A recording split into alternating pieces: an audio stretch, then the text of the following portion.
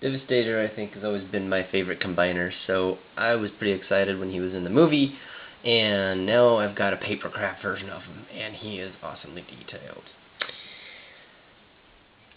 First of all, we'll do a quick size comparison so you can see how big he is. This is the Legends Devastator here. As you can see, he is a little bit taller, a little bit bigger in scale overall, almost more taller than a deluxe sized. I'd call him a Voyager, I suppose, if you need to label him in a class like that. You can see he's got all the same parts, very similar heads and whatnot. I'm going to show you some in-detailed stuff in a second. I'm going to give you a quick turn around here.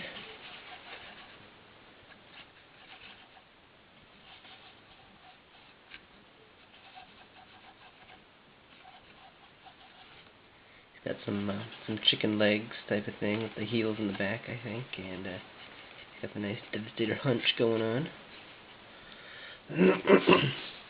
And he's supposed to just glue together, you know, straight solid, but I modded mine a little bit. I'll show you that in a second too. The one thing it does give you as an option is you can also use the red face. They give you red face if you want to glue that on. To make him movie accurate. I think I'm going to keep it so that he's gray because that's how it matches my toy, which I'll probably display him next to. And then he's also got some red that goes on the side of his mouth there. So you can make him movie accurate if you want. They give you the parts to do so. Now the parts for this is on Hobby Kit Kirtas, so I'll give you the link in the bottom. Amazing site. They do some really good papercraft. This one's no exception. The parts that they give you, you can make the vehicles for Devastator, individual vehicles, all 7, or you can make them into this version. Basically, they each divide up into little pieces so that they've got all of the, there's the tread and whatnot, and for the robot mode, you glue them up under here. For the robot mode, you glue them on the side where they would be for vehicle. Same with the crane, it would be in a different position and all that.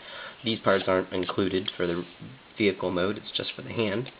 But so there are a couple pieces like that. So my first instinct was to want to make it so that they could transform from vehicle to robot, but some of the pieces, there's no way you could hinge them. They completely disassemble and go somewhere else. So I gave up on that idea, but I did, however, mod it so that he is posable. So he first you glue the mouth in place, but I made it so that they pivot his mandibles, so he's got a movable jaw. You can move his arms up, and the tricky part was actually making them tight enough so that they would stay, but it came out pretty good. And his arms can pivot like that. I made so his head tilts. He's got a head turning kind of thing, like a pug, and his waist. So I like, probably my favorite pose with either of them is having him, so he's got one arm down on the ground and one up in the air, just as the little guy. And so let me show you all the parts I made that he disassembles, and the pivot actually makes it part of the disassembling process. All the pivots, except for the mouth. Hips come apart like that. You can kind of see. I glued, this part wasn't even supposed to be there, it was just supposed to be glued straight on. But I printed it out and I put it onto there, cut out the circle part, and that's just on there to cover up the spot. And then this part here, circle slides into it. Nice and easy, there we go. And so you can pivot as well as disassemble. And of course his head, which just fell off. This slides out. These slide out like so, and then his legs. So let me refocus the camera here, and I'll give you some close-ups of all these guys because it's worthy. Here's Rampage, his foot, one of them. And as you can see that all these pieces here, they're individual pieces, little tiny bars and whatnot, and and then there's one piece for the body. So all these treads in vehicle mode would be glued straight like that, and these would be glued vertical. The whole shovel thing would be scooped out a little bit and forward. This little piece is glued onto the back there. So you can see how each piece would be would change over for vehicle mode. It's just a matter of how you want to. Once you build all the pieces, it's just a matter of how you want to glue them together, which mode you want to make. There's one foot. There's good old long haul. There's get the bed in there. You can see this would be the bed. This part's glued more underneath like that, and the cab. This whole thing it would be glued right under here.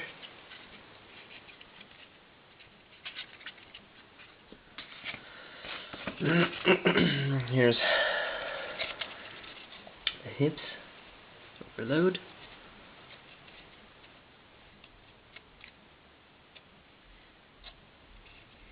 Very nice detail. I like how there's great detail in both modes, really. Here's, you know, the Decepticon face. They'd be glued on side of each other. This part makes the cab, and this part, if you make it in vehicle mode, actually indents in so that it's got the, you know, carrying spot. I'm at a loss right now for the actual words. There's another wheel that would go on for whole vehicle mode. This one actually has a little bit of a cutout so Rampage can fit in there. There's overload. Now we've got, this is, let's say, scavenger here, and this is the shovel part, which has an insert of it when it's actually in shovel mode, and then there's some other pieces that connect together. I think, let's see, these go like that, I think. I don't know, I didn't pay much attention into how it goes in vehicle mode, but there's a handle for the shovel. And the treads, I think, go in the same spot. I'm not exactly sure on that. And these ones, just, I mean, this part, when you're in vehicle mode, these are going to be covered anyway, but just for those who want to do this kind of thing, I just printed out another part that I printed out one extra page with these, and so I used, you can kind of see the pistons and stuff there. So then I cut out the right shape for the groove right here. There's a pocket, and I cut this part out. You can see where the cut is, and I just glued the part that I cut out into this so that it looks just like it's, you know, the gears and stuff like that. If you don't have this on, and then the circle with a little tiny circle in the middle, so that it's raised up away from this, and that's what's glued onto that. So it hooks into that. And there you go. And I made this one so it slides up and down because this part, if you notice, you'd only get this much of a pivot. So once it goes to that part, it actually slides up. Yeah. And when you need to do that. So there you go with him.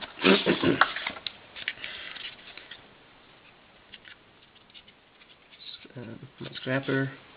I like the hand in this one. Very nice. And there's another, for vehicle mode, there's an alternate shovel that goes into the front of this guy. But otherwise, he's pretty much already in his vehicle mode there. This is a different shovel in the front. Very cool. I like that he can stand on his own. Here's Hightower. So I had a lot of little detail, little tiny box things there that glue into place. Very intricate detail. Lots of tiny stuff. You certainly wouldn't want to try and shrink this model down half size. That would not work well. That would be very detailed, tiny stuff. That would be almost impossible to hold. Of course, now that I say that, somebody's going to go try it and they're going to prove me wrong, which would be awesome because I would love to see it. And you can see this guy actually is quite different in his vehicle mode versus robot mode. This is, you know, you can see part of the cab side there. Here's the other part of the cab side, so those two pieces glue on here. And then this is the hood part that goes up like this onto his nose, and then you got the grill on the front there, which is covered by this. And then this is the part of the cement mixer. There's another piece that glues on the back there, and all these flattened pieces are unflattened. They're make the back of the cement mixer type thing. But all the wheels are still there. And so I made them little pivots for his mandibles there. At first I was like, well, let me just glue those on. It would be too much of a pain to do pivots. But I'm like, which pose do I want to put him in? Right, I'll make the pivots. Posability, the inspiration for posability is often my wishy-washiness and lack of committing to a certain pose. I want flexibility and variability and whatnot. So there you go, and then here's a closer up here. If you want to,